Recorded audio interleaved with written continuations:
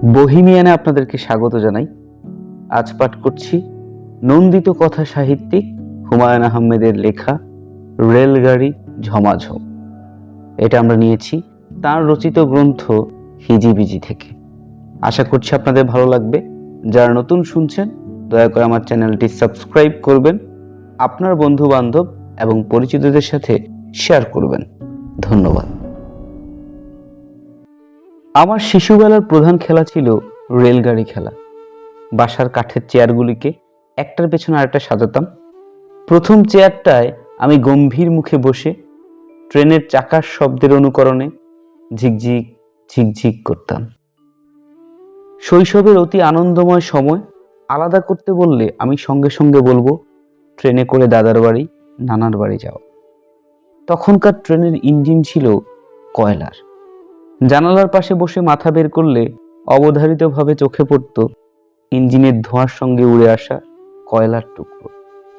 কাজেই বড়দের প্রধান চেষ্টা ছিল শিশুদের জানালা দিয়ে মাথা বের করতে না দেওয়া। বড়দের সব নিষেধ অগ্রাহ্য করে আমি শুধু যে মাথায় বের করতাম তা না, শরীরের অর্ধেকটা জানলা দিয়ে বের করে রাখতাম। বড় মামার দায়িত্ব ছিল শক্ত করে আমার পা চেপে ধরে রাখা। চিরকুমারের মতো চির বেকার বড় মামা আমাদের সঙ্গেই থাকতেন, আমাদের সঙ্গেই ঘুরে বেড়াতেন। অবসরে কবিতা ও জারি গান লিখতেন। কবিতাগুলোতে সুর বসিয়ে গান বানিয়ে শিশু মহলের দারুণ চাঞ্চল্য তৈরি করতেন। ট্রেন ভ্রমণে ফিরে যাই। শিশুবেলা কাটিয়ে আমি বালক বেলায় পড়লাম। রেলগাড়ির প্রতি আকর্ষণ মোটেই কমল না, বরং বাড়ল। আমার দুষ্টুমি নিয়ন্ত্রণে রাখার জন্য ট্রেন ভ্রমণে সবসময় আমাকে বসতে হতো বাবার পাশে। বাবা ছিলেন নীরব শিক্ষক। তিনি খুব কায়দা করে নানান তথ্য তার বালক পুত্রের মাথায় ঢুকাতেন। যেমন টেলিগ্রাফের তারে বসে থাকা কোন পাখির কি নাম, কেন রাস্তায় ট্রেন চলতে পারে না, ট্রেনের চলার জন্য চাকা লাগে।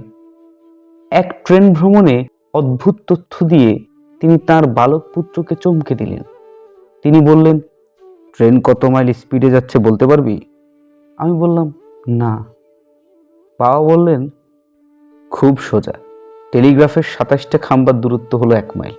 সংখ্যায় ভুল হতে পারে, এখন মনে পড়ছে না। তুই ঘড়ি হাতে নিয়ে দেখবি 27টা খাম্বা পার হয়ে যেতে কত সময় লাগে।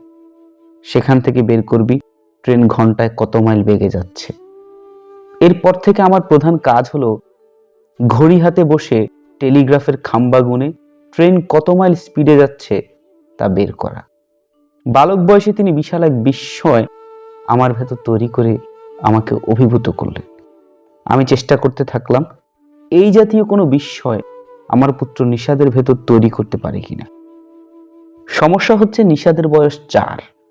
এ বয়সের শিশুরা সবসময় বিস্ময়ের ভেতর থাকে, তাদের আলাদা করে বিস্মিত করা যায় না। হঠাৎ সুযোগ হয়ে গেল, আমি শ্রীলঙ্কায় ট্রেনে করে কলম্বোর দিকে যাচ্ছি। পুত্র নিশাদকে মনে হচ্ছে আমার শৈশবের ফটোকপি। ট্রেন ভ্রমণের আনন্দে আমার মতোই উদ্বেলিত। আমি তাকে বললাম, বাবা মন দিয়ে শোনো, ট্রেনের চাকা কি বলছে?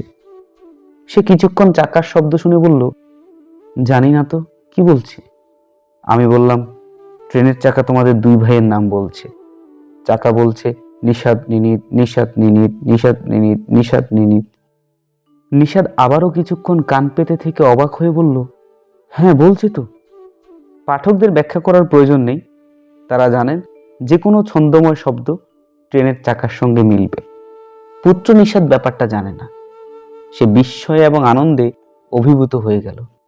সে বলল, বাবা শ্রীলঙ্কার ট্রেন আমার নাম কিভাবে জানলো? আমি বললাম, সব ট্রেন তোমাদের 2 ভাইয়ের নাম জানে, বাংলাদেশের ট্রেনও জানে। বাংলাদেশে ফিরে সে আবার ট্রেনে চাপলো। কিছুক্ষণের মধ্যেই তার আনন্দ ধ্বনি। সে অবাক হয়ে বলল, ট্রেন বলছে নিশাত নিনিত, নিশাত নিনিত। আচ্ছা, আমি কি ছোট একটা বাচ্চার সঙ্গে প্রতারণা করলাম না? এই শিশুটা একদিন বড় হয়ে জানবে ট্রেন তার নামে গান করে না। সে কি তখন নিজেকে প্রতারিত মনে করবে না? পৃথিবীর সব দেশেই নানানভাবে শিশুরা প্রতারিত হয়। পড়ে যাওয়া দাঁত ইঁদুরের গর্তে রাখলে ইঁদুর সুন্দর দাঁত উপহার দেয়। তারা বিশ্বাস করে সান্তা ক্লজ এসে তাদের উপহার দিয়ে যায়। শিশুদের কাছে একসময় প্রতারণা ধরা পড়ে। তারা তখন, আমার ধারণা, বড়দের ক্ষমা করে দেয়। আমরা বড়রাও প্রতারিত হই, প্রতারণা করেন রাজনীতিবিদরা। ইলেকশনের আগে কত সুন্দর সুন্দর কথা বলেন, বৈতরণী পার হওয়ার পর সবকিছুই ভুলে যান। বিস্মৃতি ব্যাধি হয়। এই ব্যাধি 5 বছর থাকে। 5 বছর পর রোগ সারে, আবার পূর্ণোদ্যমে পুরনো কথা বলতে থাকেন। আমরা আবারও প্রতারিত হওয়ার জন্য প্রস্তুতি গ্রহণ করি।